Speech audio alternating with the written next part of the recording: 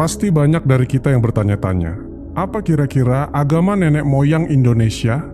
Atau agama tertua atau pertama yang dianut oleh orang-orang di Nusantara? Apakah itu Hindu atau Buddha?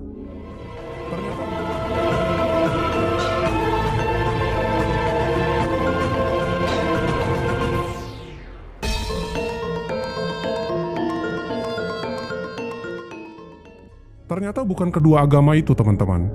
Ada satu agama kuno yang merupakan agama purbakala yang dianut oleh penghuni lama Pulau Jawa berkulit hitam. Tidak, ini bahkan bukan kejawen. Ini adalah sesuatu yang jauh lebih tua daripada itu semua. Lalu kenapa kita bahas? Karena agama ini adalah agama tauhid, sebuah agama yang menyembah kepada Tuhan yang tunggal. Agama ini disebut dengan Kapitayan.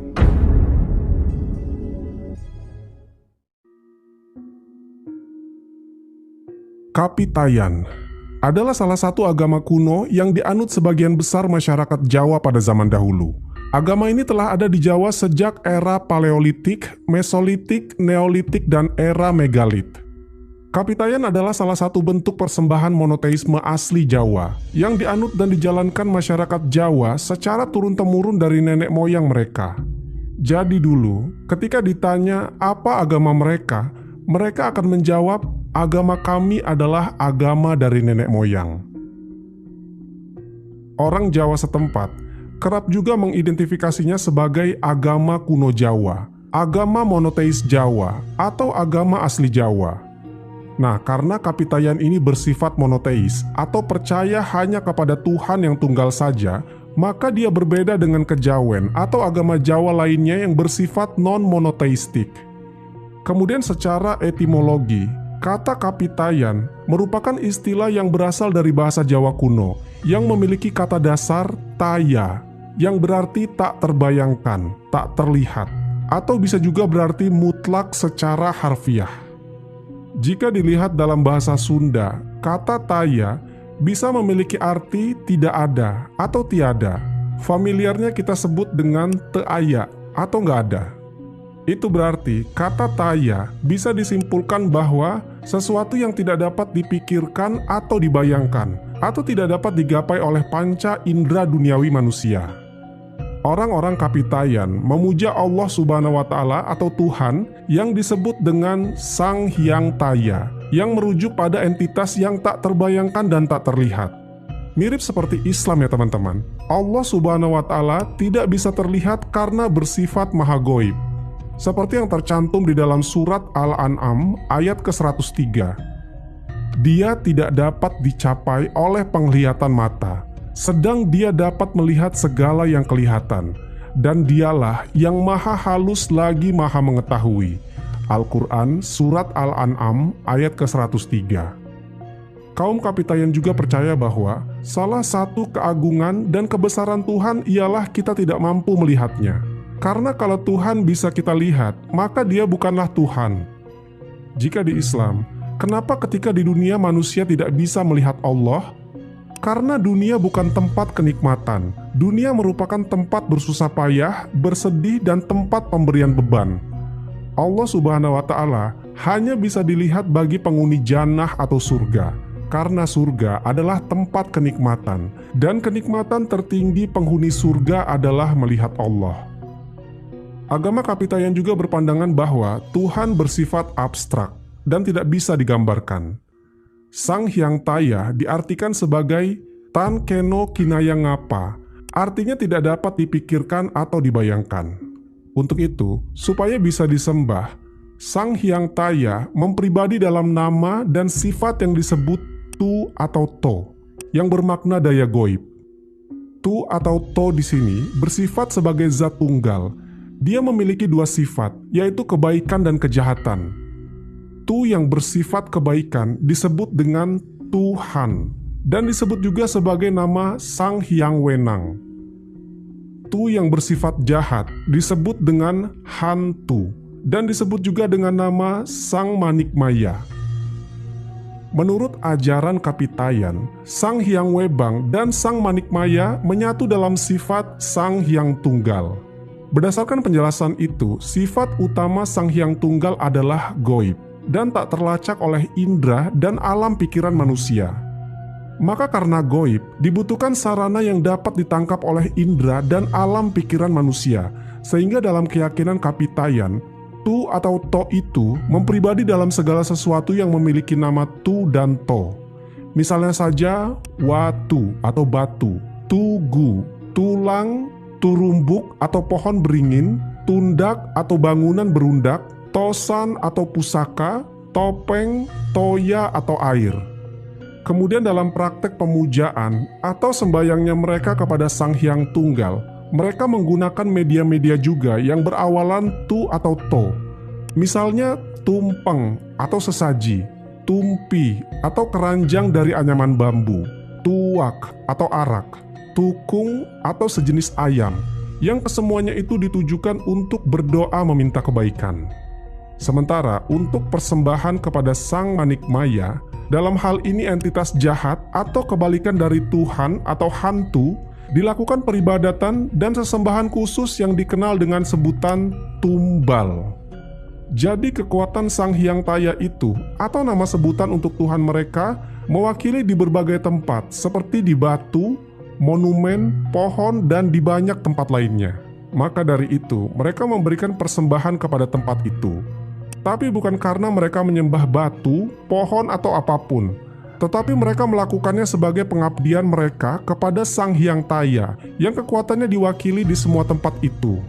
Sama halnya Islam, ketika sholat di hadapan Ka'bah bukan berarti menyembah Ka'bah, namun Ka'bah hanya sebagai monumen arah untuk sholat. Lalu mencium Hajar Aswad bukan berarti kita menyembah batu, tapi dilakukan seperti itu karena Rasulullah SAW juga melakukannya.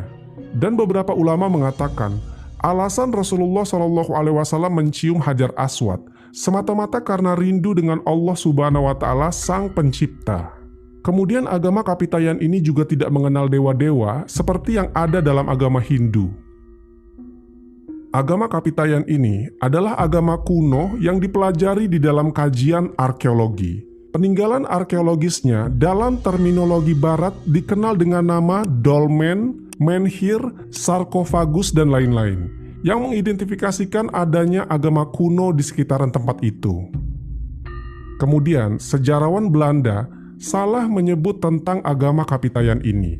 Mereka menyebutnya sebagai animisme dan dinamisme, karena Kapitayan memuja pohon, batu, dan makhluk halus. Lalu menurut sudut pandang Ma Huan, seorang Muslim Tiongkok abad ke-15 mengatakan, persembahan dengan benda-benda seperti itu disebut sebagai orang yang tidak beriman. Itu semua karena mereka tak tahu bahwa Kapitayan tidak menyembah benda-benda itu. Kapitayan ini lebih menyerupai agama ketauhidan daripada animisme-dinamisme. Sebutan animisme-dinamisme sendiri muncul karena secara tampilan fisik, ritual yang dilakukan oleh penganutnya tampak sebagai penyembahan terhadap benda-benda. Secara sederhana, mereka mengartikan penyembahan benda-benda itu dipahami sebagai pemujaan terhadap kekuatan benda itu sendiri.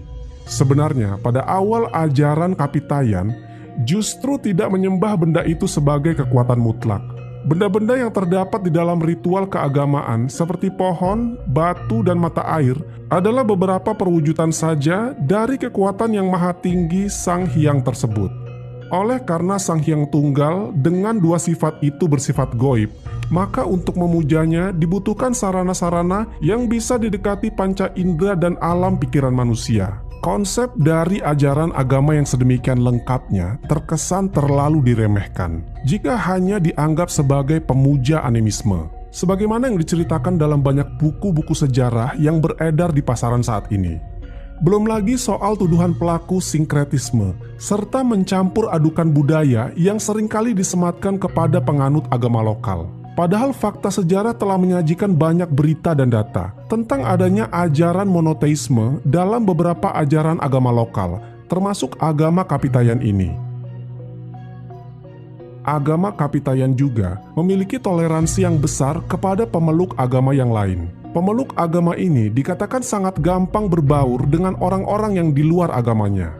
penganut Kapitayan bersifat terbuka untuk agama-agama apa saja yang akan masuk ke Nusantara.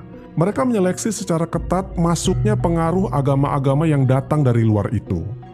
Para penganut Kapitayan sebenarnya sangat menerima ajaran Hindu-Wisnu. Tapi karena di kemudian hari diketahui bahwa agama ini meyakini bahwa Dewa Wisnu bisa berwujud sebagai manusia, maka di kemudian hari para penganut Kapitayan menolak keberadaan ajaran ini. Sementara agama Hindu yang diterima pada saat itu hanyalah Hindu Siwa, yang memiliki pandangan bahwa Tuhan tak dapat berwujud layaknya manusia.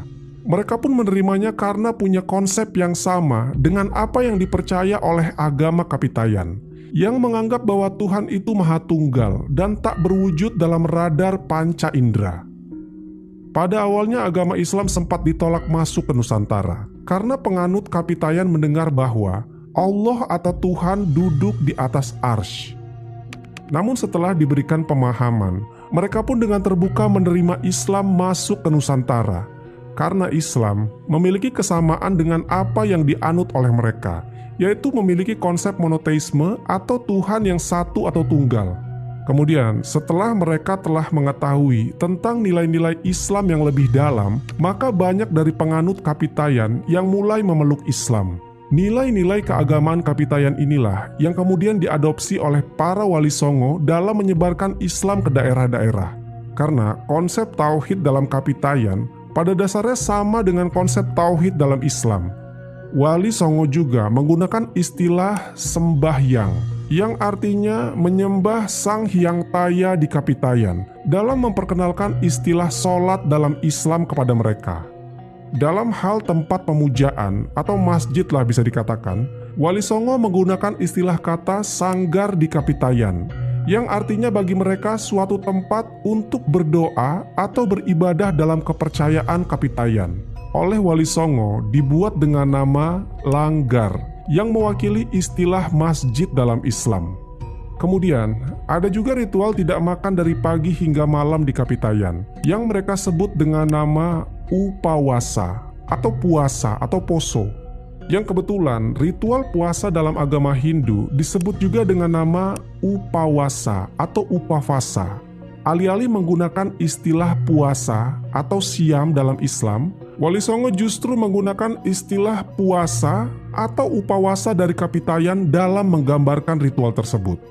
Sebutan Poso Dino Pitu dalam Kapitayan, yang artinya puasa pada hari kedua dan kelima yang sama dengan puasa 7 hari, sangat mirip dengan bentuk puasa Senin dan Kamis dalam Islam. Kemudian tradisi tumpengan Kapitayan juga dilestarikan oleh para wali songo dalam perspektif Islam, yang dikenal sebagai sedekah. Persis apa yang dikatakan oleh Gus Dur, Islam datang bukan untuk mengubah budaya leluhur kita menjadi budaya Arab. Bukan untuk aku jadi ana, sampean jadi antum, sedulur jadi akhi. Kita pertahankan milik kita. Kita harus filtrasi budayanya, tapi bukan ajarannya. Cara bersembahyang agama Kapitayan, yang pertama mereka akan melakukan tulajek atau berdiri tegak, menghadap tutuk atau lubang ceruk. Dengan kedua tangan diangkat ke atas, menghadirkan Sang Hyang Taya di dalam tutut atau hati. Setelah merasa Sang Hyang Taya bersemayam di dalam hati, kedua tangan diturunkan dan didekapkan ke dada tepat pada hati. Posisi ini disebut dengan swadikep atau memegang keakuan diri pribadi. Posisi tulajek atau berdiri ini dilakukan dalam tempo yang relatif lama. Maka setelah tulajek selesai, sembahyang dilanjutkan dengan posisi tungkul atau membungkuk memandang ke bawah, yang juga dilakukan dalam tempo yang relatif lama. Lalu setelah itu dilanjutkan dengan posisi tulampak atau bersimpu dengan kedua tumit diduduki. Yang terakhir dilakukan posisi tundem atau bersujud seperti bayi dalam perut ibu. Sembahyang yang mereka lakukan ini berlangsung bisa minimal 1 jam atau lebih. Kalau melihat ini seperti gerakan sholat ya teman-teman. Yang jadi pertanyaan adalah, siapa orang yang mengajarkan mereka gerakan seperti itu? Dalam keyakinan penganut Kapitayan, leluhur yang pertama kali sebagai penyebar Kapitayan adalah Dang Hyang Semar, putra dari Sang Hyang Wungkuhan, keturunan Sang Hyang Ismaya. Mereka dikatakan mengungsi ke Nusantara bersama saudaranya, Sang Hantaga atau Togok, akibat banjir besar di negara asalnya. Dan akhirnya, Semar tinggal di Jawa, sedangkan Togok tinggal di luar Pulau Jawa. Lalu tokoh-tokoh idola dalam ajaran Kapitayan seperti Dang Hyang Semar, Kiai Petruk, Nala Gareng, dan Bagong dimunculkan sebagai punakawan yang memiliki kekuatan adi kodrati yang mampu mengalahkan dewa-dewa dalam Hindu. Jika kita lihat dari silsilah Semar dalam kitab Ramayoga dan Pustaka Raja Purwa, di sana tertulis bahwa keturunan berawal dari Nabi Adam, kemudian Nabi Syits, persis apa yang dipercayai oleh agama Abrahamik, yaitu nenek moyang manusia adalah Adam, manusia sekaligus nabi pertama di muka bumi. Kemudian diteruskan oleh anaknya yaitu Nabi Syits, lalu Nabi Idris, dan seterusnya. Besar kemungkinan praktik sembahyang yang mirip gerakan sholat tadi diajarkan sejak nenek moyang mereka, yaitu sejak Nabi Adam. Berarti artinya dari dahulu, dari awal manusia diciptakan, telah ada yang namanya sholat. Meskipun pada akhirnya caranya sholat telah disempurnakan oleh Rasulullah SAW. Wallahu a'lam bishawab. Semoga kisah ini bermanfaat. Lebih dan kurangnya mohon dimaafkan. Yang benar datangnya dari Allah Subhanahu wa Ta'ala. Khilaf atau keliru itu datangnya dari saya pribadi sebagai manusia biasa. Sampai ketemu di kisah-kisah seru yang penuh makna selanjutnya. Saya akhiri. Wassalamualaikum warahmatullahi wabarakatuh.